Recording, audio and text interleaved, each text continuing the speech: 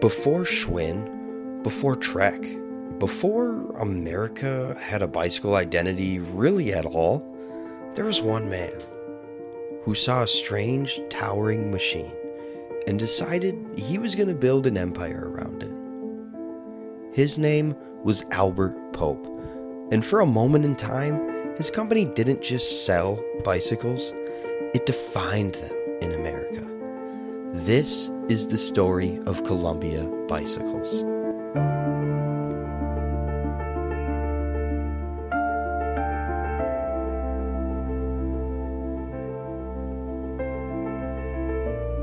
What is going on, everybody, and welcome back to the Lost Gears podcast. I am your host, Tyler, and today we're going to dive into something kind of important.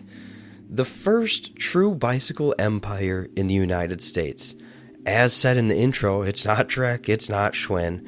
And for those of you wondering about bike brands outside of the United States, don't you worry, we will definitely have episodes on those as well. Actually, this next episode will be about one not originating in the United States, so stay tuned for that. But we're in the United States for this one. So before the United States industry was truly crowded, and before brands were starting to battle for dominance, there was Columbia. And at the center of it all was a guy who probably didn't even realize at the time just how big this thing was going to get. So let's take it back to 1843, where this thing truly began. On May 20th, 1843, Albert Augustus Pope was born. Man, Augustus, what a great middle name there. He grows up in Massachusetts. He ends up serving in the Union Army at just 19 years old, fighting in major battles while his company was in major battles. Not quite sure if he was truly in these specific battles, but battles like Antietam, Vicksburg, Fredericksburg. After the war, he does something kind of daring for the day. He takes his military earnings and invests almost all of them into shoemaker supplies. That was leather, fasteners, lacing, anything you needed to make the shoes, the glue, all of it. And it wasn't like it just worked out. We're talking about a 966% ROI on his initial investment. So yeah, I'd say it worked out pretty well for him. So if it sounds insane, that's because it is. But due to this early success, it allowed Pope to support his family, sending his siblings to college, I believe. And then his brother, I believe, ended up dying as well. So he had to start taking care of his nephew and all this and that. So this money was it really allowed him to take care of his family. So right now at this point, bicycles aren't even in the picture, but that is about to change. Pope's life changed a little bit at the Philadelphia Centennial Exposition in 1876. Now, I probably just said a bunch of whatever jargon to you. I don't know, whatever you want to call it. So if you kind of feel like an idiot like myself, and I didn't really know what this Centennial Exposition was in 1876, you know what I mean? Well, here it is. It's essentially a world's fair. It was created after the Civil War and after the Reconstruction failed of the country.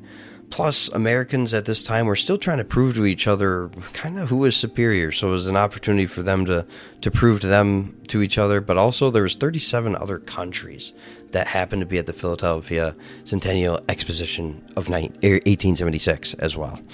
But this is where Pope sees it.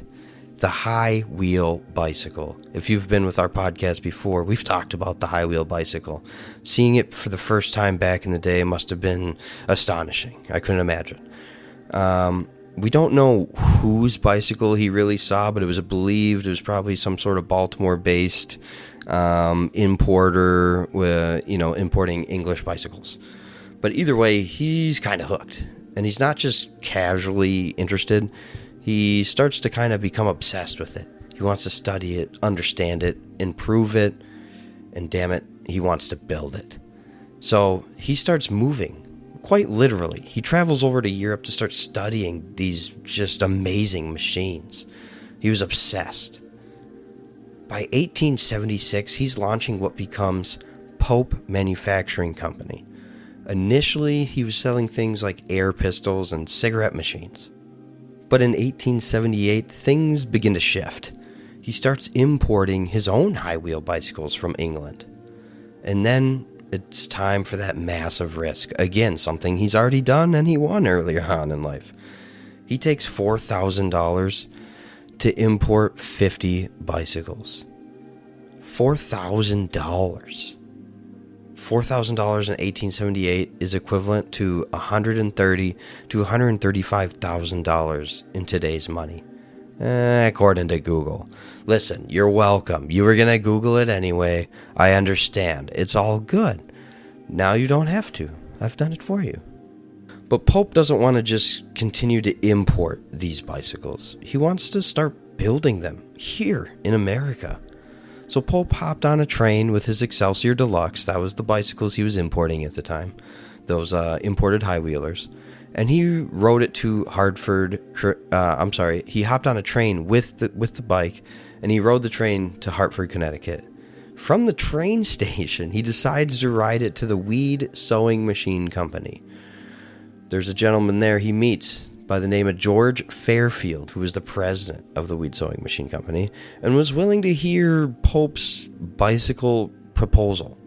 The proposal was simply, hey man, we gotta make some of these bicycles right here in America. And at the time, the factory isn't necessarily super busy, so George says, okay, yeah, let's give it a go. So the Weed Sewing Machine Company decides to produce, or they come to agreement, produce 50 bicycles. Nearly everything, other than the tires, is made in-house. And just like that, the first Columbia bicycles are born. From here, things explode. In 1878, 92 bikes are sold. This was kind of a combination, though, of those English imports, those, the Excelsior Deluxes, and the new Columbias being made in the Weed factory, the Weed Sewing Machine Factory. In 1879, nearly 1,000 Columbias were sold. The imports were no longer selling as well, so they didn't need to import them as much anymore when this one was made right here in the U.S., and it meant a lot to the American people.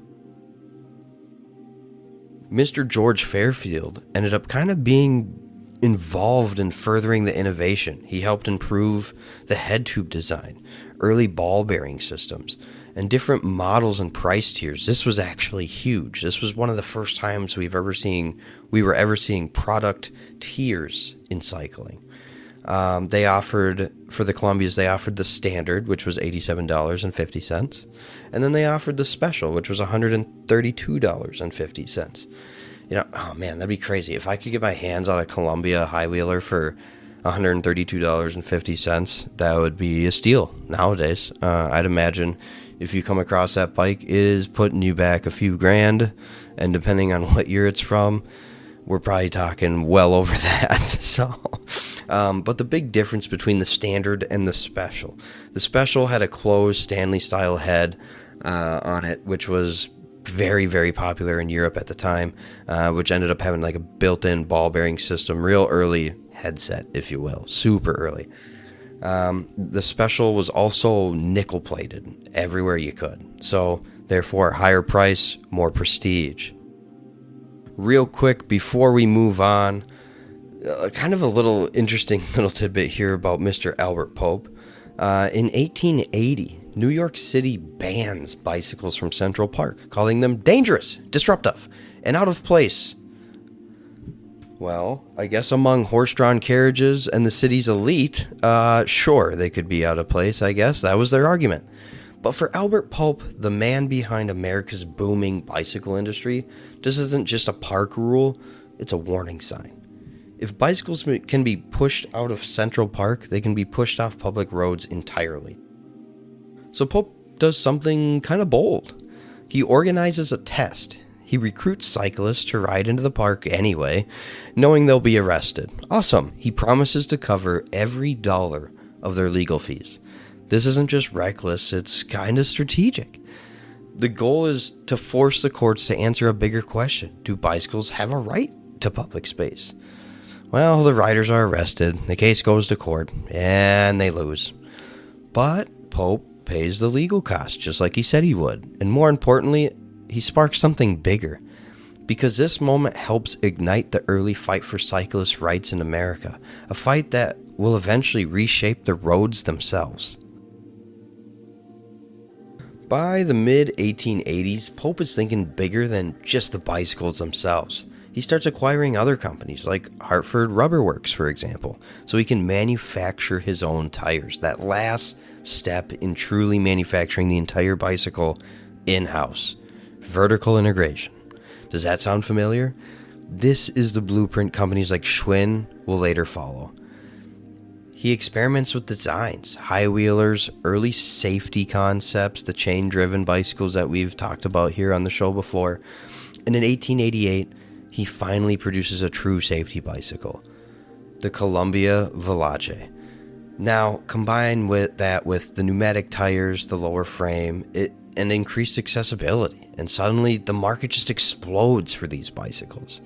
Especially with women entering cycling in such large numbers, this demand starts to skyrocket overnight. As you can imagine, Pope doesn't just stop at bicycles. We won't get too heavy into it, but he expands into motorcycles, automobiles, and even early electric vehicles.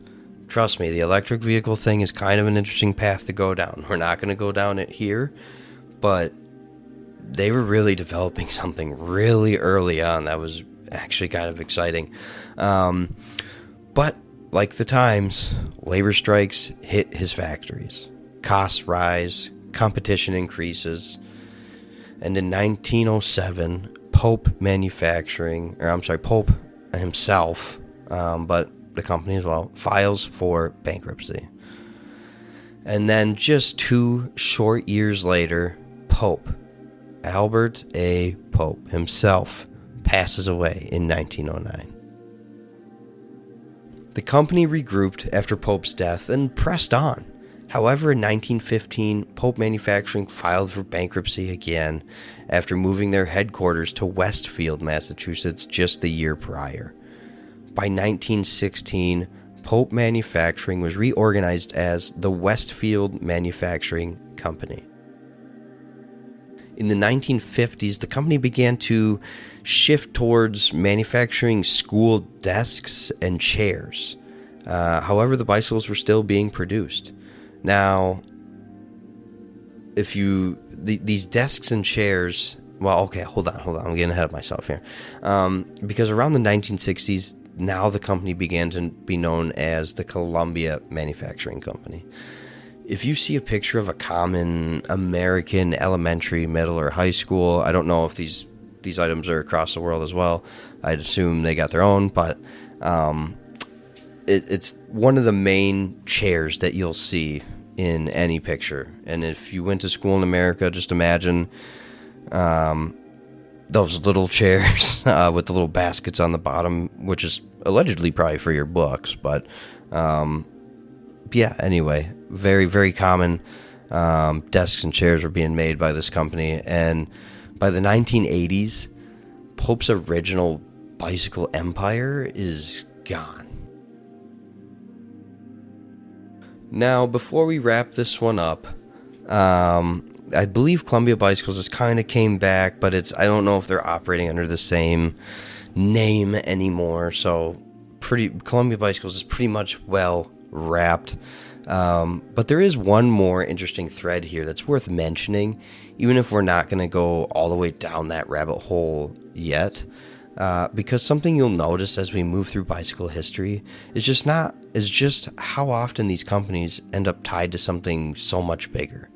And unfortunately, in this situation, I'm talking about war and conflict. During World War II, the U.S. government created something called the War Production Board, which essentially forced manufacturers to shift away from consumer goods and into military production. And bicycle companies, yeah, they were right in the middle of it. Westfield Manufacturing, before they were Columbia Manufacturing, was producing military equipment. It was more so ordnance, things of that nature, but they also continued working on bicycles, including an early folding bicycle. And I'm not going to lie, that's kind of a full episode waiting to happen. The bikes of the war, all this stuff, because even World War I, too, a lot of bicycles were involved here, which ended up spinning off into motorcycles and all this, and then I'll go down a rabbit hole. But we would focus on just the bicycle. So there might be a little spin-off episode at some point about that, because truly, who doesn't appreciate a good folding bike story? There's definitely a few of them out there. But so if you know me personally, you know I'm a history buff in general. So I will probably have an episode at some point of just that. So as we move on to other companies like Schwinn and Trek here in the U.S., if I don't mention too much of their military involvement in the manufacturing, don't fret. There's probably going to be an episode on just that alone from all of them in one. But anyway, yeah, wow, that was it. That was pretty much the story of Columbia Bicycles, that first true bicycle empire, if you will, in the United States. A company that proved bicycles could be built, sold, and scaled long before the brands that we recognize today. If you're enjoying the show, feel free to follow, subscribe, or leave a review wherever you're listening. It really does help more people discover the Lost Gears podcast and keeps these stories rolling. Next time, we head to Italy, to a company born in Milan over a century ago with a color you probably already recognize. Bianchi, Celeste, you already know. And if you don't, you will. I'm Tyler. Thanks for listening. Now go ride your bike and we'll keep the history rolling.